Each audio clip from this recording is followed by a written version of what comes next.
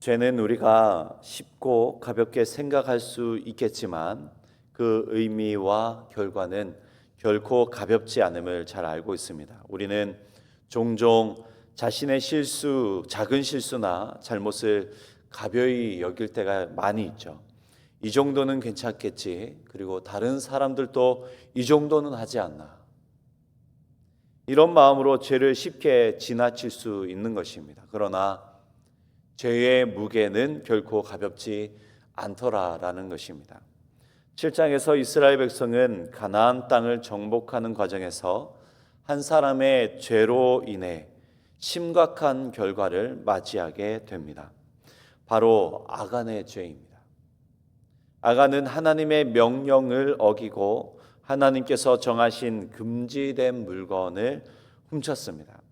그리고 그 결과는 전쟁에서의 패배와 함께 그의 개인적인 죽음, 그리고 그 가족들은 비참한 죽음으로 또한 이어졌죠.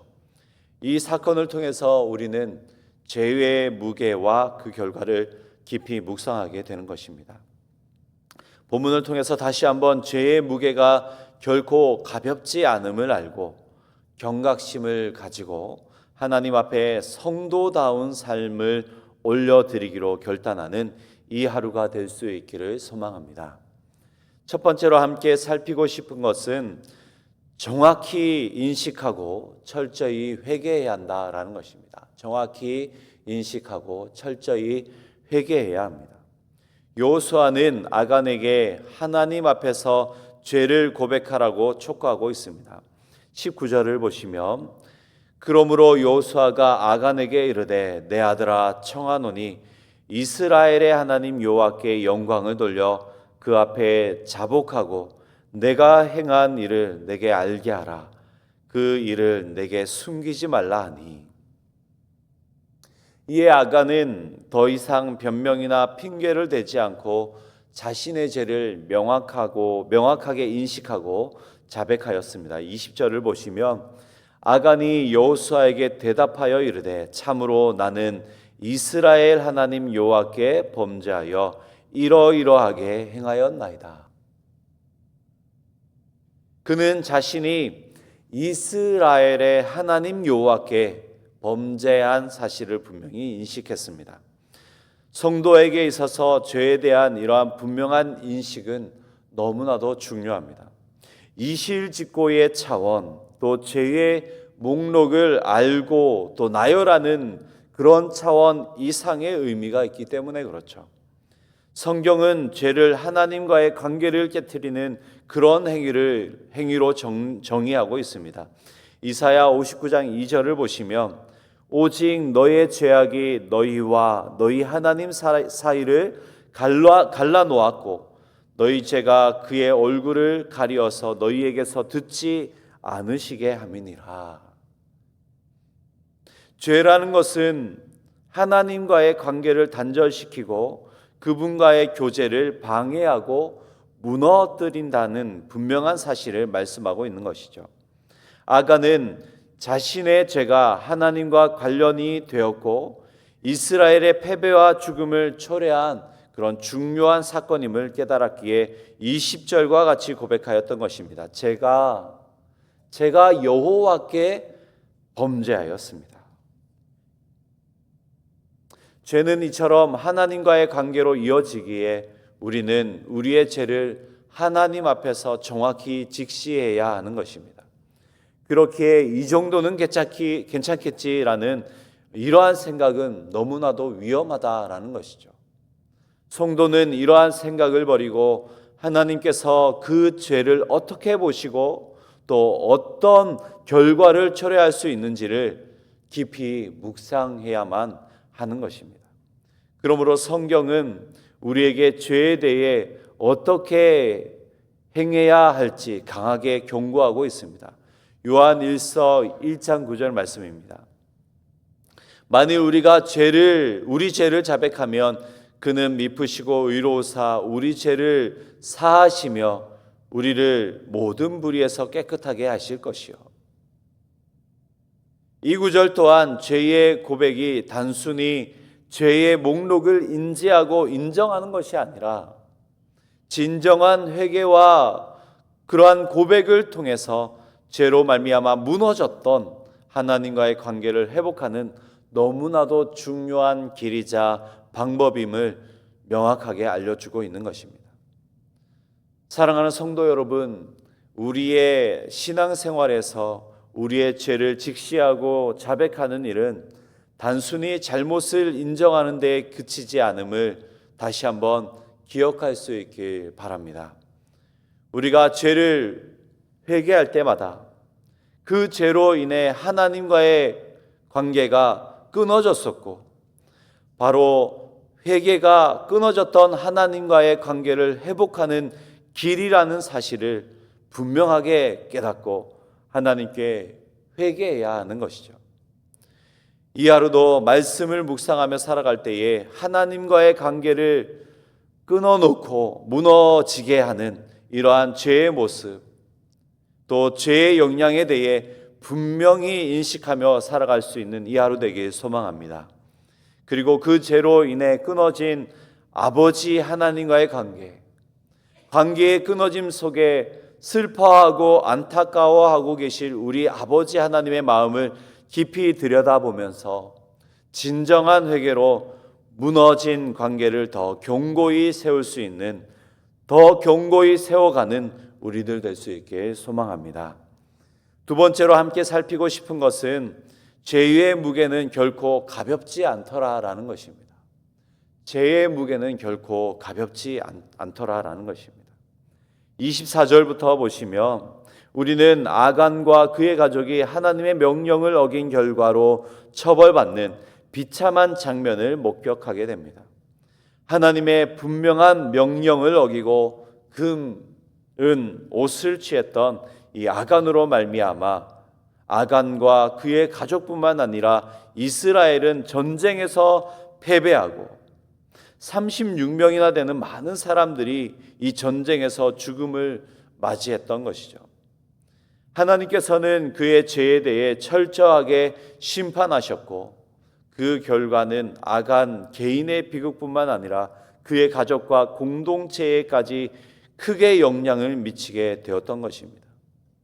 아간과 그의 소유물은 모두 이스라엘 사람들 앞에서 불태워지고, 그곳은 아골골짜기라 그렇게 이름까지 지어지며 하나님의 거룩한 심판을 상징하는 그런 장소가 되었던 것이죠. 하나님은 죄의 심각성을 절대 가볍게 보지 않으시는 분이십니다. 그런 의미에서 아간의 죄를 징벌하신 하나님의 방식을 24절에서 강하게 언급하고 있습니다. 아간과 그 은과 그 외투와 그 금덩이와 그의 아들들, 또 그의 딸들과 그의 소들과 그의 나귀들과 그의 양들과 그의 장막과 그에게 속한 모든 것을 이끌고 돌로 치고 불사르게 하신 이러한 방식들을 볼 때에 우리에게 주는 죄에 대한 교훈과 경고는 결코 가볍지 않다라는 것이죠. 이 사건을 통해 우리는 분명히 알게 됩니다. 보이지 않았고 또 모를 것 같았고 그래봤자 작을 것 같았던 그 죄의 무게가 결코 작지 않았다라는 것을요. 단순히 개인적인 잘못을 넘어서 공동체 전체에까지 영향을 미친 것은 물론이거니와 더 심각한 것은 하나님의 영광에까지 영향을 미치게 됨을 깊이 깨닫게 되는 것입니다. 아간은 개인적으로 작은 죄를 지었다고 생각할지 모르지만 그의 죄는 하나님과의 관계를 깨트려 버렸습니다. 더군다나 하나님께 구별된 하나님의 것을 가로채었으니 그분의 영광까지 가로챈 그런 엄청난 결과를 가지게 되었던 것입니다. 성경은 이러한 죄의 결과를 우리가 잘 알다시피 이렇게 기록하고 있습니다. 로마서 6장 23절이죠. 죄의 삭은 사망이다. 죄의 삭은, 죄의 결과는 사망이다, 죽음이다. 그렇게 안내하고 있는 것입니다. 그것은 단지 육체적인 죽음을 넘어서 영적인 죽음까지 의미하죠. 그만큼 하나님께서는 죄를 결코 가볍게 보지 않으시며 그 무게는 우리의 삶을 파괴할 수 있는, 우리를 죽음에까지 이르게 하는 큰 영향력을 가지고 있다라는 사실을 안내하고 있습니다. 죄의 무게가 그토록 크고 그 결과가 이처럼 파괴적이라면 우리는 이 죄를 어떻게 처리할 수 있을까요? 아간은 그 죄에 대해 아무리 회개하고 자복해도 그 결과는 이미 돌이킬 수 없었습니다. 죄의 대가가 너무나도 커서 인간의 노력으로는 그 죄를 해결할 수 있는 방법이 없었고, 그로 인해 이스라엘의 패배와 아간의 처벌이 강력하게 따르게 되었던 것이죠. 우리도 동일한 죄를 짓고 또 지으며 살아갑니다. 이것쯤은 괜찮겠지, 날마다 그렇게 생각하며 살아가는 것이 우리의 삶의 모습이죠. 하나님의 것이지만은 이 정도는 괜찮겠지라고 생각하는 부분이 의외로 많이 있습니다. 우리도 아간과 같은 것이죠. 우리도 이 아간의 자리에 있었다면 오늘도 그와 같이 하나님께서 죄를 다루시고 처벌하신다면, 우리에게 그렇게 하신다면 우리 중에 살아남을 사람은 아무도 없을 것입니다. 하지만 너무나도 감사한 것은 하나님께서 하나님 편에서 그런 우리의 죄를 해결하시기 위한 놀라운 방법을 준비하셨다라는 것이죠. 그 죄의 대가를 감당할 수 없었던 우리를 위해서 자신의 사랑하는 아들 독생자 예수 그리스도를 우리 가운데 보내신 것입니다. 예수님은 바로 우리의 그 죄의 무게를 감당하시기 위해서 십자가를 통해 우리의 죄를 대신 지셨던 것이죠. 히브리서 9장 26절을 보시면 이제 자기를 단번에 제물로 드려 죄를 없이 하시려고 세상 끝에 나타나셨느니라. 그리스도께서 죄를 없이 하시려고, 우리의 죄를 없이 하시려고 이 땅에 오셔서 십자가에서 죽으심으로 자기 자신을 단번에 제물로 드리셨다라는 것입니다. 우리가 가진 죽음이라는 죄의 대가를 예수님이 대신 지셨다라는 것이죠. 예수님은 사랑하는 우리를 위해서 우리의 죄를 대신 짊어지시고 그 죄의 모든 무게를 철저하게 감당하셨던 것입니다. 그분이 우리를 위해 대신 십자가에서 감당하셔야만 했던 죄의 대가, 그것은 엄청난 것이었음에도 불구하고 우리는 잘 알고 있습니다. 육체적인 고통뿐만 아니라 하나님과의 관계가 끊어지는, 완전히 끊어지는 그런 영적인 고통까지 우리 예수님께서 감당하셔야 했던 것을 우리는 잘 알고 있습니다.